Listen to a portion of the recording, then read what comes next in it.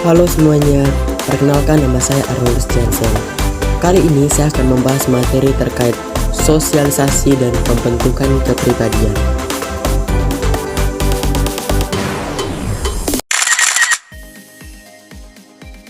Yang pertama, sosialisasi. Pengertian sosialisasi. Sosialisasi adalah suatu proses atau usaha seorang individu untuk mempelajari kebudayaan berupa nilai dan norma yang berlaku di masyarakat untuk menjadi anggota atau bagian yang dapat berpartisipasi di dalam masyarakat itu sendiri. Jadi, dapat disimpulkan bahwa sosialisasi itu berkaitan dengan suatu proses atau usaha seorang individu untuk bisa mempelajari kebudayaan, baik itu berupa nilai dan norma yang berlaku di masyarakat, sehingga dia bisa menjadi anggota atau bagian yang dapat berpartisipasi di dalam masyarakat itu sendiri. Tujuan sosialisasi. Yang pertama, memberikan kemampuan dan pengetahuan terhadap individu untuk hidup bermasyarakat. Yang kedua, memberikan kemampuan menyesuaikan diri atau beradaptasi dengan kehidupan bermasyarakat. Yang ketiga, mengetahui posisi atau perannya di dalam masyarakat agar dapat bertindak atau berperilaku sesuai dengan perannya dalam masyarakat.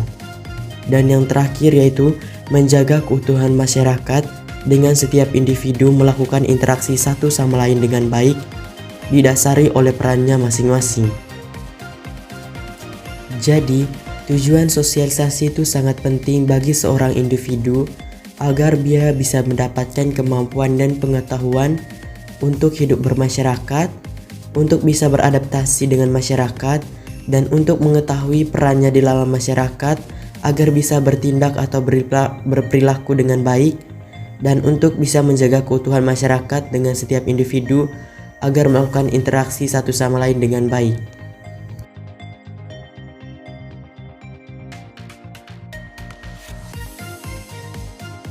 Berikutnya, tipe sosialisasi. Terdapat 3 tipe sosialisasi. Yang pertama, formal, yang kedua non-formal, dan yang ketiga informal. Yang pertama, tipe formal. Jadi, tipe formal ini berasal dari pemerintah dan masyarakat, di mana norma dan nilai yang berlakunya tertulis. Contohnya peraturan daerah. Jika peraturan tersebut dilanggar, akan dikenai hukuman tertentu karena terdapat peraturan yang jelas dan tertulis. Jadi, dalam tipe ini dia berasal dari pemerintah dan masyarakat, dan norma dan nilainya itu tertulis, sehingga ketika dilanggar maka dikenai hukuman tertentu karena jelas bahwa peraturannya itu jelas dan tertulis.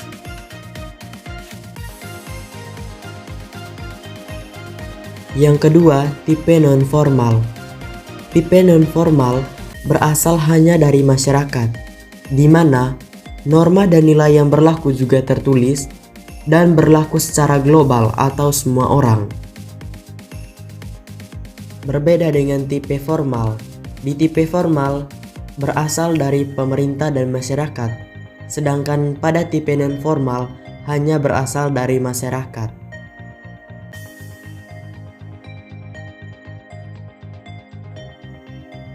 Yang ketiga, tipe informal. Sosialisasi tipe ini berasal dari masyarakat, di mana norma dan nilai yang berlaku tidak tertulis. Dapat disimpulkan bahwa perbedaan dari ketiga tipe sosialisasi ini, yang pertama, pada tipe formal dan formal, nilai dan normanya itu tertulis, sedangkan pada tipe informal, nilai dan normanya tidak tertulis. Yang kedua, pada tipe formal, sosialisasinya berasal dari pemerintah dan masyarakat, sedangkan pada tipe non-formal dan informal, sosialisasinya berasal dari masyarakat.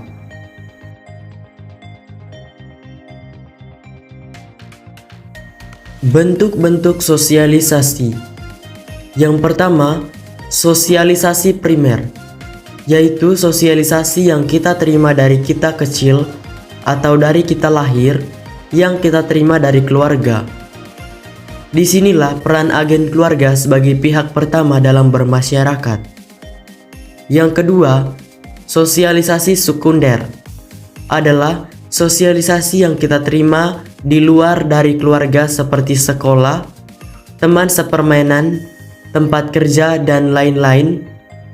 Sosialisasi di luar rumah disebut juga sosialisasi sekunder. Perbedaan dari kedua bentuk sosialisasi tersebut yaitu, pada sosialisasi primer, sosialisasinya itu didapatkan dari keluarga, sejak kita kecil atau dari kita lahir. Sedangkan pada sosialisasi sekunder, sosialisasinya itu didapatkan atau diterima dari luar keluarga. Contohnya, sekolah, teman sepermainan, dan tempat kerja.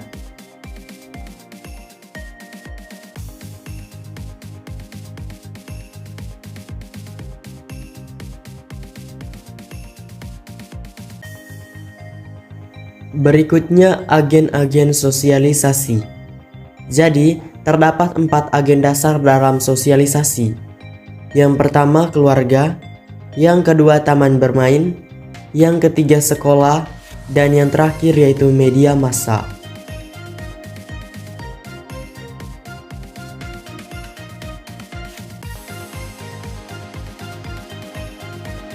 Yang pertama keluarga. Keluarga merupakan lingkungan pertama dan utama bagi proses perkembangan seorang individu. Keluarga merupakan peletak dasar kepribadian anak.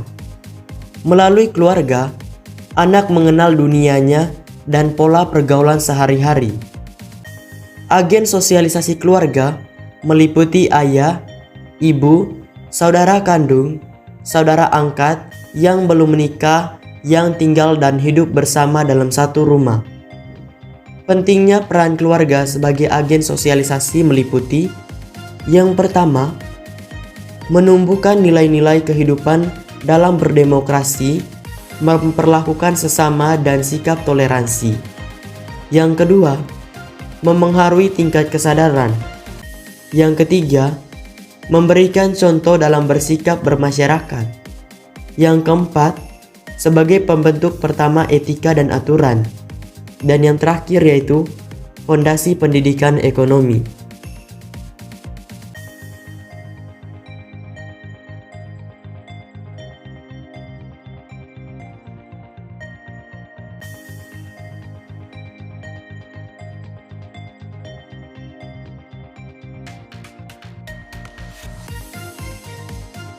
Yang kedua, taman bermain.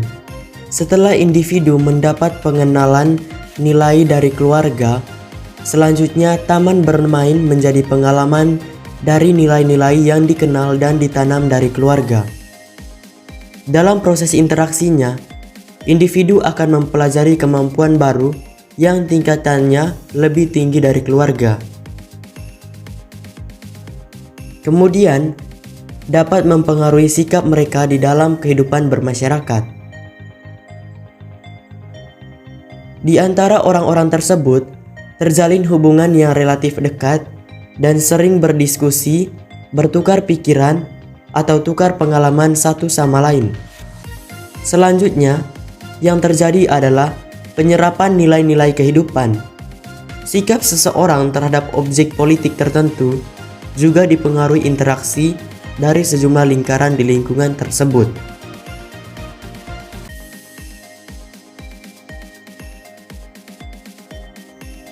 Yang ketiga, sekolah. Lewat sekolah, individu akan mendapatkan nilai-nilai tentang kehidupan bermasyarakat, berbangsa, dan bernegara. Di sekolah pun diperkenalkan simbol-simbol kehidupan dengan maksud siswa sadar akan adanya komunitas organisasi. Setelah adanya penyadaran, selanjutnya akan ada penanaman. Hasilnya kemudian, apakah pemahaman yang diberikan akan diterima? Apabila diterima, akan terjadi sosialisasi yang berdasarkan sumber yang diterima dalam proses pembelajaran.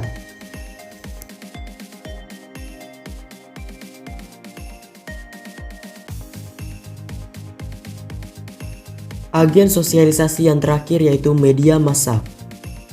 Sifatnya yang mampu menyebarkan informasi dengan cepat, menempatkan media massa sebagai agen sosialisasi keempat.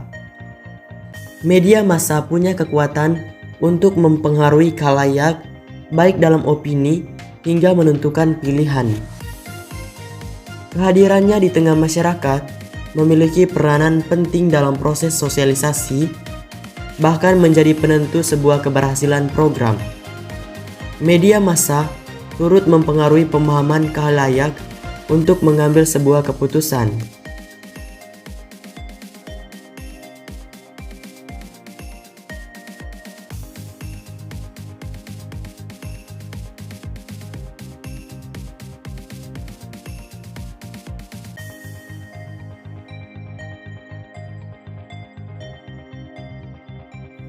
Bagian kedua yaitu pembentukan kepribadian.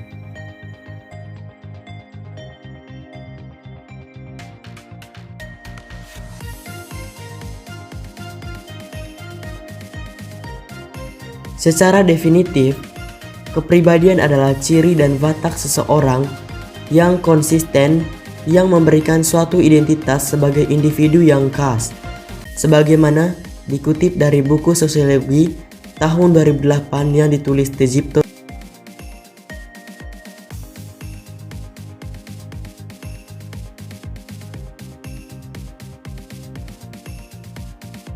Faktor pembentuk kepribadian yaitu warisan biologis, lingkungan fisik, kebudayaan masyarakat setempat, pengalaman kelompok, serta pengalaman unik.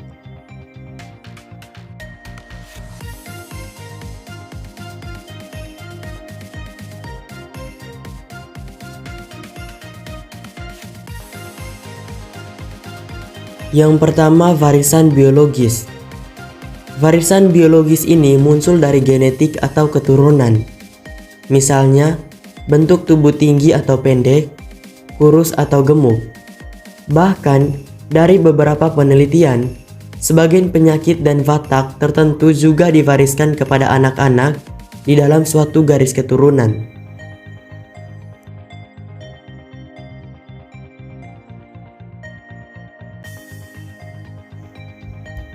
Yang kedua, lingkungan fisik. Lingkungan tempat seseorang tinggal juga berpengaruh kepada kepribadian individu. Seseorang yang tinggal di alam tropis lazimnya berbeda kepribadiannya dengan yang tinggal di padang pasir.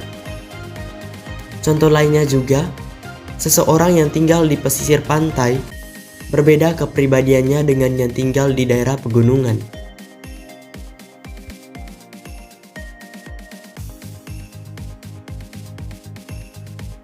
Yang ketiga, kebudayaan masyarakat setempat. Kebudayaan yang berpengaruh dalam pembentukan kepribadian dapat berupa budaya yang khusus daerah atau etnis tertentu. Cara hidup yang berbeda antara desa dengan kota, dan lain sebagainya. Selain itu, kelas sosial, agama, dan pekerjaan masing-masing individu juga berpengaruh membentuk watak dan personalitas seseorang.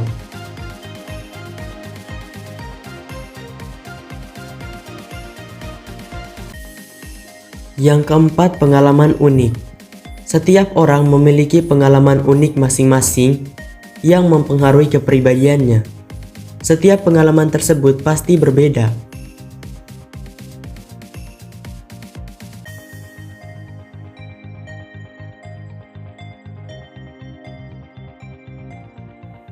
Yang terakhir, pengalaman kelompok.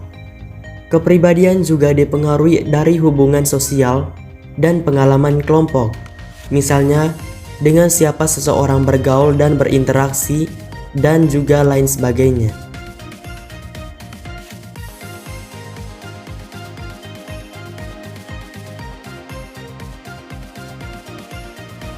Jadi, dapat disimpulkan bahwa kelima faktor ini sangat berperan penting dalam pembentukan kepribadian seorang individu.